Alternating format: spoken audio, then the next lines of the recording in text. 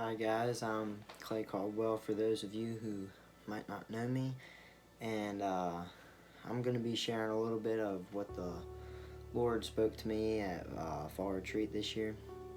And so I really felt the Lord talking to me on Saturday night, and kind of what the topic was for that night was paying a price for a prize. And no matter what, you're going to pay a price, and there's going to be a prize for that price.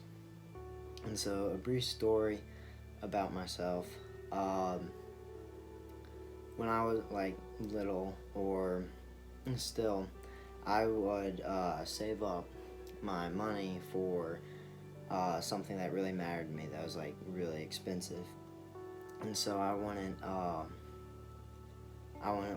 buy little things. I just save up for a year or two, and then buy something big. And so I wouldn't really, when we go to grocery stores and stuff, I wouldn't really buy chips or gum or something small like that, because those things really only mattered as long as they had their flavor. And that kind of leads into what we were talking about Saturday night, and what I wanted to talk about in this video. And so the reason that I was reminded of that on Saturday night was that story of how I lived my life buying stuff was the opposite of my relationship with God.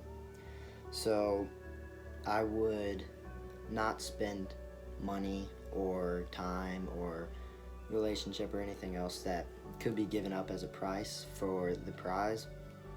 And I don't indulge in too much of things of this world, like social media only mattered as long as it had flavor.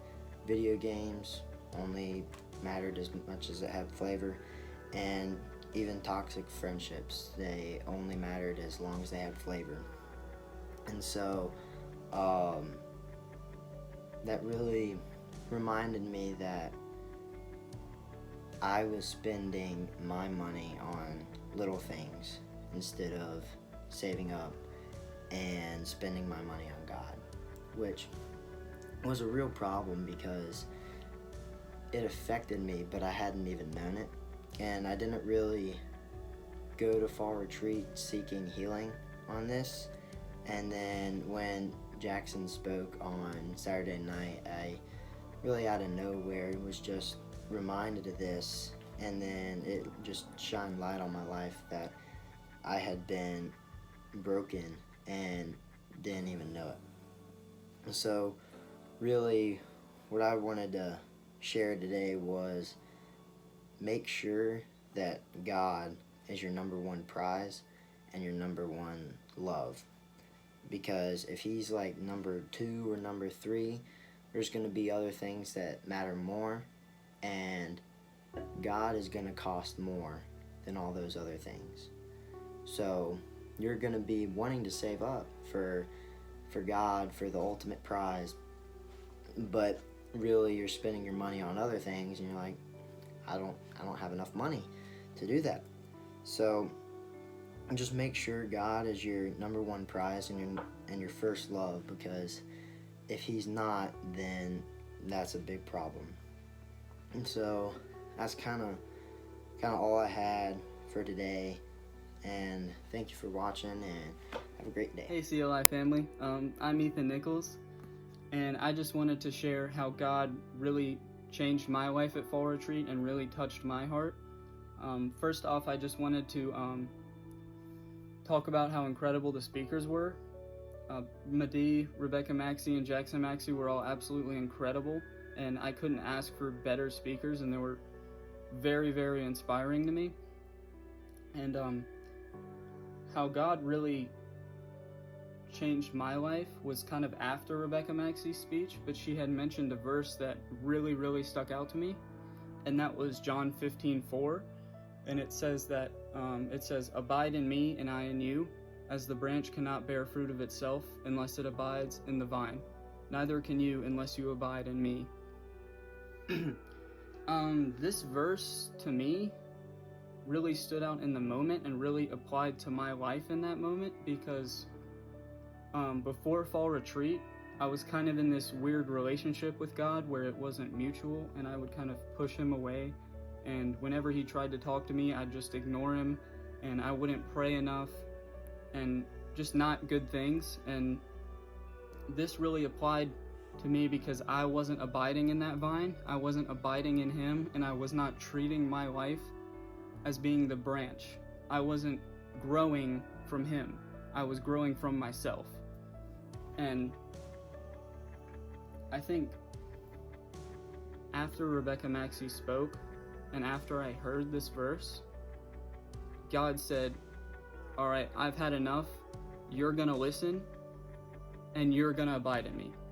And that's genuinely what happened. So after she spoke in worship time, I couldn't really help but cry as I was praying,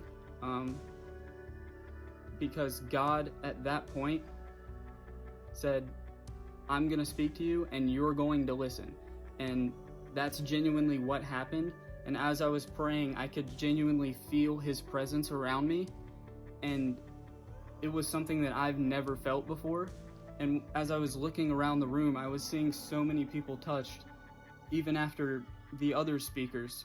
Like, so many people were being touched by God, and it was something that I had never seen before. And it felt so real that I was done ignoring it, and I was done ignoring God.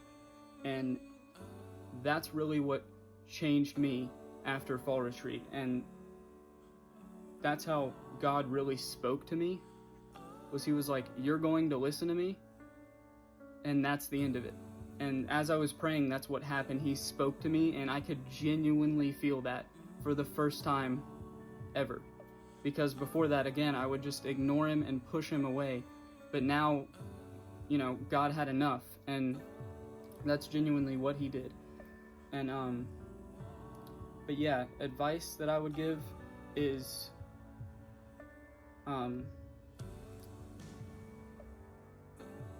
even if God isn't speaking to you right away, when he does, don't try to push that away. Don't try to, ignore him, because that's what gets you into this weird state where you're you're confused, you don't know what's happening, and you don't know your relationship with God. And eventually God's gonna speak to you, so there's no point in really ignoring it and trying to push it away, because it's going to happen. And that's kind of what happened to me, and I definitely learned my lesson with that. And but yeah, really, that's how God touched my heart. And yeah, thank you so much for watching, and see you later.